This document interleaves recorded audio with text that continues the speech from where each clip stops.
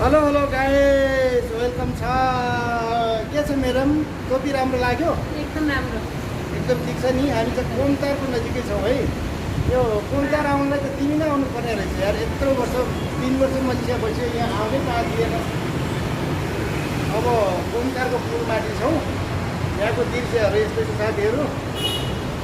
हेर्नु गर्मी एकदम छ है। अब पारिपट्टि गएर नेपाली रेस्टुरेन्टतिर जानु पर्ला।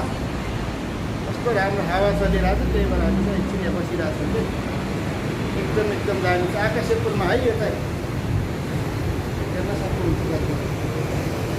यस्तै छ यहाँको सिनहरू हेर्नु होला। म सबैजनालाई बाबाई है। ओहो गाइसहरू यति चिसो हावा लागिरहेको छ कि यहाँ त मलाई लाग्छ यो ट्याक्कै रत्न पार्कको माथि आकाशे पुलमा बसे जस्तो लागिरहेको छ कि। चारै कुनातिर चाहिँ फर्केको छ यो पुल चाहिँ। हेर्नुहोस् यस्तो राम्रो छ यहाँ माथि। हेर्नुहोस् त आमा भोपाल हावा लागिरहेको छ एकदम। कस्तो दामी छ यहाँ बस्नलाई। ओहो है पछाडि तलको रोडहरू हेर्नुहोस् है। तलको रोडहरू घाम फेरि यस्तो घाम छ कि अहिले कति बज्यो 12 बजेर 45 मिनट ट्याक्कै पाउने 1 बजेर भइसकेको।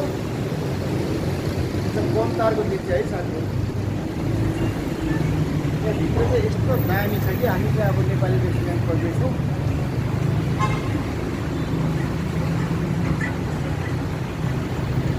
यस्तो दामी छ।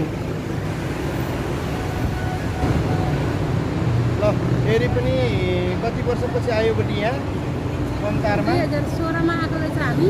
2016 मा आएका थियौँ हामी यहाँ है यो ठाउँमा। अहिले 2026 लाग्यो। 9 वर्ष 10 वर्ष भनौँ न। 9 वर्ष कम्प्लिट भइसकेको छ यार। अनि बुढाबुढी हुँदैन त मान्छे। यो ठाउँमा त आएको छौँ नि हामी योभन्दा 9 वर्ष अगाडि ठ्याक्कै 2016 मा यो ठाउँमा एउटा पिक्चर पनि खिचेका छौँ है हामीले। एकदम रमाइलो छ यो ठाउँ चाहिँ। सायद आउने साथीहरू चिन्नुहुन्छ होला यो ठाउँ भनेको होइन। तब यहाँ यो यहाँबाट छिर्ने यो कोमतारको दृश्य हो कि।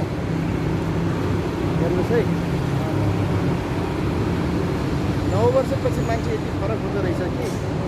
यो पछाडि पुग्ने यो टप देखेको छ नि यो ठाउँमा चाहिँ हामीले फोटो पनि खिचेका छौँ कि त्यति बेला 2016 मा घुम्न आएका थियौँ।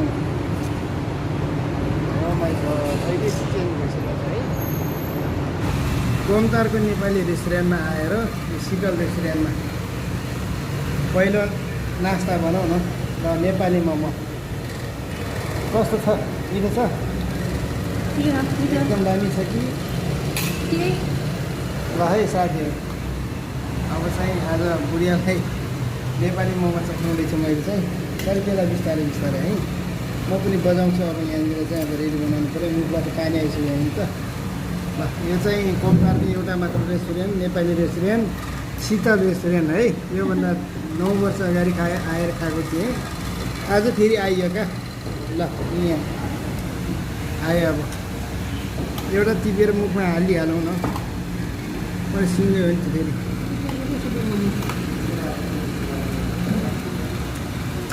चाटो का